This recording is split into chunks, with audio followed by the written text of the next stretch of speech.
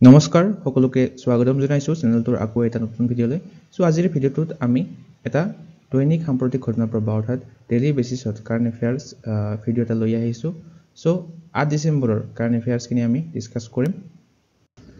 ইয়াৰ লগতে যদি আপোনালোকে আমাৰ লাষ্ট 12 মান্থছ কাৰেণ্ট এফেয়াৰ্সৰ কন্টেন্ট খিনি ল'ব বিচাৰে জানুৱাৰীৰ পৰা ডিসেম্বৰ মাহলৈকে আসাম নেশনেল ইন্টাৰনেশনেল গোটেইবিলাক কাৰেণ্ট এফেয়াৰ্স পাব টোটাল 21 কৰ অধিক এমসিকিউ আছে অলৰেডি আৰু ডিসেম্বৰ মাহখনত যিখিনি এমসিকিউ হ'ব সেইখিনি এড কৰা হ'ব জানুৱাৰীৰ পৰা নৱেম্বৰ মাহলৈকে এতিয়ালৈকে আছে আৰু এই টপিক বিলাকো আছে সো এই বুকলেটখন যদি আপোনালোকে পাৰচেজ কৰিব বিচাৰে সিম্পলি এই WhatsApp নম্বৰটোত WhatsApp কৰি আপোনালোকে PDF খন পাৰচেজ কৰিব পাৰে আজিৰ প্ৰথম প্ৰশ্নটো হৈছে according to Chief Minister Himanta Biswa Sharma by which year will Assam achieve the status of power surplus state অৰ্থাৎ বিদ্যুৎ ক্ষমতা উদ্ধৃত ৰাজ্যৰ মৰ্যাদা কোন চনত লাভ কৰিব তো হেহতিয়াকৈ যোৱাকালি ডক্টৰ হিমন্ত বিশ্ব শৰ্মাই ঘোষণা কৰিছে যে 2031 চনৰ ভিতৰত অসমে পাৱাৰ সাৰপ্লাস ষ্টেট হিচাপে ষ্টেটাস এচিভ কৰিব This was according to Himanta Biswa Sharma, Assam aims to become power surplus state and start supplying electricity to neighboring region by 2031. অৰ্থাৎ যিবিলাক আমাৰ কাখৰীয়া অঞ্চল আছে এইবিলাকত আমাৰ অসমে ইলেক্ট্ৰিচিটি প্ৰভাইড কৰিব পাৰিব Next question to is which university topped medal tally of Khelo India University Games 2025? Khelo India Vishwavidyalaya Games 2025 চনৰ শীৰ্ষস্থান কোনে লাভ কৰিছে Option D2 হ'ব শুদ্ধ উত্তৰ চণ্ডীগড় ইউনিভাৰ্চিটি চণ্ডীগড় বিশ্ববিদ্যালয়ে এহতিয়াকৈ খেলো ইণ্ডিয়া বিশ্ববিদ্যালয় গেমছত শীৰ্ষস্থান দখল এটা হ'ব পাৰে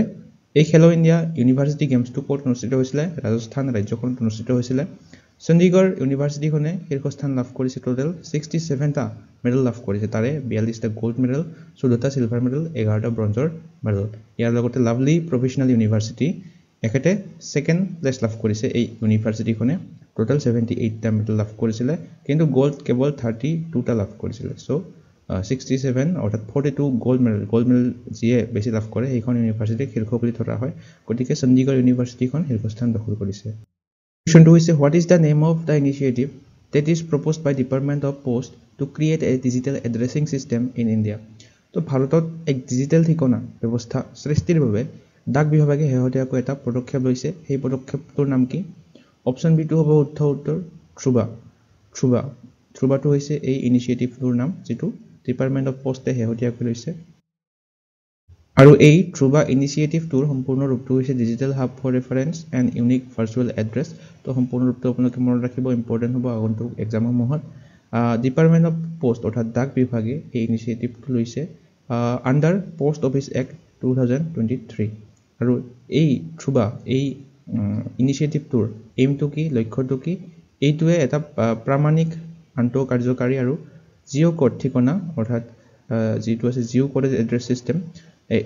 ইয়াৰ হৈতে এটা দেশব্যাপী ডিজিটেল ৰাজহুৱা আন্তঃগাঁথনি সৃষ্টিৰ লক্ষ্য কৰিছে Next question is International Civil Aviation Day 2025 celebrated on which date? তো Civil Aviation Day International এইটো পালন কৰা হয় 7 ডিসেম্বৰ তাৰিখে প্ৰতি বছৰে পালন কৰা হয় International Civil Aviation Day 7 December তাৰিখে এই বছৰৰ থিমটো আপোনালোকে মনত ৰাখিব Safe Skies and Sustainable Future for All Next between which two countries was 5th edition of exercise Harimau Shakti launched কোন দুখন দেশৰ মাজত হৰিমৌ শক্তি অনুশীলনৰ পঞ্চম সংস্কৰণ আৰম্ভ হৈছে হেহতিয়াকৈ ইয়াৰে অপচন বি2 হ'ব শুদ্ধ উত্তৰ ইণ্ডিয়া আৰু মালয়েছিয়া ভাৰত আৰু মালয়েছিয়াৰ মাজত এই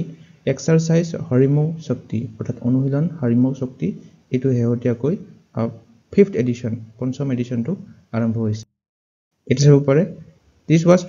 5th edition of exercise হৰিমৌ শক্তি আৰু ক'ত অনুষ্ঠিত হৈছিল ৰাজস্থানৰ যিখন মহাজন ফিল্ড ফায়াৰিং ৰেঞ্জ আছে তাতে এই এক্সাৰসাইজ হৰিমৌ শক্তিটো অনুষ্ঠিত হৈছিল Next question to Armed Forces Flag Day 2025 celebrated on which day? তো সশস্ত্ৰ বাহিনীৰ পতাকা দিৱস কেতিয়া পালন কৰা হৈছে আমি ক'ব লাগে Armed Force Flag Day প্ৰতি বছৰে পালন কৰা হয় 7 ডিসেম্বৰ তাৰিখে ইয়াতে চাব পাৰে The day is observed to show gratitude and support to the country's uniformed personnel from the Indian Army, Indian Navy, Indian Air Force. ইয়াৰ লগতে এক সাৰ্ভিস পাৰ্সনেল এক্স সাৰ্ভিসম্যান এণ্ড পুৰ ক্যাজুয়ালিটিজ এইবিলাকক honor দিয়া হয় Next question হৈছে Recently who has been appointed Chief Medical Officer of NCCN শেহতীয়াকৈ NCCN ৰ মুখ্য চিকিৎসা বিষয়া হিচাপে নিযুক্তি দিয়া হৈছে অপচন হ'ব এ ডক্টৰ ৰেণুকা আয়াৰ NCCN ৰ সম্পূৰ্ণ ৰূপটো হৈছে নেশ্যনেল কম্প্ৰিহেনচিভ কেঞ্চাৰ নেটৱৰ্ক এইটো মনত ৰাখিব তেখেতে এপইণ্টমেণ্ট লাভ কৰিব 26 ফেব্ৰুৱাৰী 2026 চনত তেখেতে এপইণ্ট লাভ কৰিব নেক্সট কোৱেশ্চনটো হৈছে Indian army conducted its idea and innovation competition Inno Yoddha 2025 in which city ভাৰতীয় সেনাই শেহতীয়াকৈ আইডিয়া এণ্ড ইনোভেশ্যন কম্পিটিশ্যন যিটোৰ নাম হৈছে ইনো যোদ্ধা 2025 কোনখন চহৰত অনুষ্ঠিত কৰিছিলে অপশ্যন চি টো হ'ব শুদ্ধ উত্তৰ নতুন দিল্লীত অনুষ্ঠিত কৰিছিলে এই ইনো যোদ্ধা 2025 যিটো এটা আইডিয়া এণ্ড ইনোভেশ্যন কম্পিটিশ্যন হয় এইটো অনুষ্ঠিত হৈছিলে এটা চাব পাৰে এই ইনো যোদ্ধা 2025 এইটো কোনে লেড কৰিছিলে কোনে সভাপতিত্ব কৰিছিলে vice chief of army staff lieutenant general Pushpendra Pal Singh next question হৈছে recently in news the tensor processing unit TPU is developed by which organization শেহতীয়াকৈ এই টেনচাৰ প্ৰসেছিং ইউনিটটো বাতৰিত আছিলে এইটো কোনটো সংগঠনে সৃষ্টি কৰিছে বা কোনটো সংগঠনে নিৰ্মাণ কৰিছে অপচন এ টো হ'ব শুদ্ধ উত্তৰ গুগলে নিৰ্মাণ কৰিছে এই টেনচাৰ প্ৰসেছিং ইউনিটটো সম্পূৰ্ণ ৰূপটো মনত ৰাখিব এটা চাব পাৰে TPU tensor processing unit are special types of chips made to speed up artificial intelligence and machine learning next question is who will host the prestigious Admiral Cup 2025 Admiral Cup 2025 কোনে আয়োজন কৰিব অপচন সি টো হ'ব শুদ্ধ উত্তৰ Indian naval academy এইটো আয়োজন কৰিব পিছৰ পাৰে Indian naval academy to host admiral cup 2025 যিটো 2025 চনৰ 8 তাৰিখৰ পৰা 13 ডিচেম্বৰলৈকে অনুষ্ঠিত হ'ব আৰু এইটো 14th এডিশ্যন হয় এই এডমিৰেল কাপৰ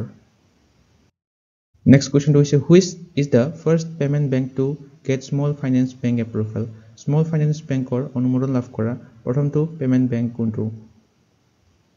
অপচন সি টো হ'ব শুদ্ধ উত্তৰ ফিনো স্মল ফাইনেন্স বেংকে শেহতীয়াকৈ RBI স্মল ফাইনেন্স বেংকৰ অনুমোদন লাভ কৰিছে ইট ইজ হ'ব পাৰে reserve bank of India's principal অনুসৰি এই ফিনো পেমেন্ট বেংকে ইণ্ডিয়াছ বেংকিং সেক্টৰৰ এইটো ফাৰ্ষ্ট পেমেন্ট বেংক হয় যিয়ে স্মল ফাইনেন্স বেংক এইটো লাভ কৰিছে next question which country's Victoria University to open first India campus in Gurugram by 2026 Victoria বিশ্ববিদ্যালয় এইখন আছে অষ্ট্ৰেলিয়াত তো এই বিশ্ববিদ্যালয়খনে 2026 চনৰ ভিতৰত হাৰিয়ানাৰ গুৰুগ্ৰামত এখন প্ৰথমটো চৌহদ অৰ্থাৎ ফাৰ্ষ্ট ইণ্ডিয়ান কেম্পাছ খুলিব এলসো পাৰে the campus is expected to open by 2026 চনত এইটো ওপেন কৰা বুলি ঘোষণা কৰিছে Victoria university from Australia next question defence minister Rajnath Singh inaugurated 125 bro projects worth how many crores শেহতীয়াকৈ প্ৰতিৰক্ষা মন্ত্ৰী ৰাজনাথ সিঙে কিমান কোটি টকাৰ 125টা ব্ৰ প্ৰকল্প উদ্বোধন কৰিছে অপচন ডি টো হ'ব শুদ্ধ উত্তৰ 5000 কোটি টকাৰ অৰ্থাৎ 5000 কোটি টকাৰ এই ব্ৰ প্ৰকল্প উদ্বোধন কৰিলে এই ব্ৰ প্ৰজেক্ট BRO ইয়াৰে সম্পূৰ্ণ ৰূপটো হৈছে বৰ্ডাৰ ৰোড অৰ্গেনাইজেশ্যন তো সম্পূৰ্ণ ৰূপটো মনত ৰাখিব ইয়াতে চাব পাৰে BRO ইয়াৰে সম্পূৰ্ণ ৰূপটো হৈছে বৰ্ডাৰ ৰোড অৰ্গেনাইজেশ্যন শেহতীয়াকৈ ডিফেন্স মিনিষ্টাৰ ৰাজনাথ সিঙে 125টা এনেকুৱা বৰ্ডাৰ ৰোড প্ৰজেক্ট ইনগৰেট কৰিছিলে টোটাল ওয়াৰ্ড হৈছে অৰ্থাৎ টোটাল কষ্ট হৈছে 5000 crore Next question is NMDC recently partnered with which IIT for cyber security and AI integration. এর শুদ্ধ উত্তৰটো হ'ব option D IIT National Mineral Development Corporation শেহতীয়াকৈ IIT কানপুৰৰ সৈতে এখন MOU সাইন কৰিছে to enhance cyber security and advanced digital technologies. Next question হৈছে শেহতীয়াকৈ প্ৰতিযোগিতামূলক T20 ক্ৰিকেটত 6 উইকেট লোৱা একমাত্ৰ তৃতীয় বোলাৰ কোন হৈছে থাৰ্ড বোলাৰ এখানে হৈছে option B Sunil Narine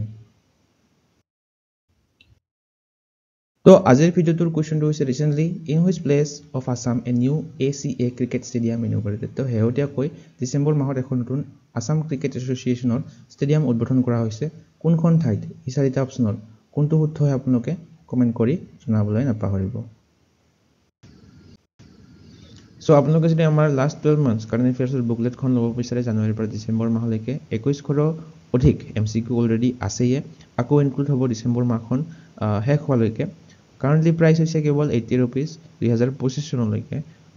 December জানুৱাৰীত অকমান বঢ়াই দিয়া হ'ব এই প্ৰাইচটো যদি আপোনালোকে পাৰচেজ কৰিব বিচাৰে সিম্পলি এই WhatsApp নম্বৰটোত WhatsApp কৰি পাৰচেজ কৰিব পাৰে জানুৱাৰীৰ পৰা ডিসেম্বৰ মাহলৈকে 100 অধিক প্ৰতিখন মাহৰ MCQ পাব টপিক স্পেসিফিক MCQ পাব 38 নেশনেল গেমছে হওক Assam budget Assam civilian awards IPL হওক ব্ৰিক্স সামিট হওক নোবেল প্ৰাইজ G20 সামিট সকলোবিলাক ইম্পৰ্টেন্ট টপিক ইনক্লুড আছে এই বুকলেটখনত কোৱেশ্চনবিলাক MCQ ফৰমেটত দিয়া আছে আৰু যিবিলাক ৰিলেটেড পইণ্টছ আছে সেইবিলাক এটাচ কৰি দিয়া আছে লগতে পিকচাৰো প্ৰভাইড কৰা আছে যাতে মনত ৰাখিব সুবিধা হয় সো এই বুকলেটখন আপোনালোকে পাৰচেজ কৰিব বিচাৰিলে সিম্পলি এই WhatsApp নম্বৰটোত WhatsApp কৰি পাৰচেজ কৰিব পাৰে কাৰেন্টলি ইয়াৰ প্ৰাইচ হৈছে অনলি 80 rupees 2025 চনৰ ডিসেম্বৰ মাহলৈকে জানুৱাৰীত এইটো পঢ়াই দি 99 rupees কৰা হ'ব বাকি আজিৰ ভিডিওটো চাই আপোনালোকে কেনে পালে কমেন্ট সেকশনত জনাবলৈ নাপাহৰিব লাইক এটা কৰিব শেয়াৰ এটা কৰিব লগতে এসেনশিয়েল ষ্টাডিজ অন চেনেলটো সাবস্ক্ৰাইব কৰি ল'ব এনে ধৰণৰ কন্টেন্ট আগলৈ পাই থাকিবৰ বাবে আজিলৈ মানে ধন্যবাদ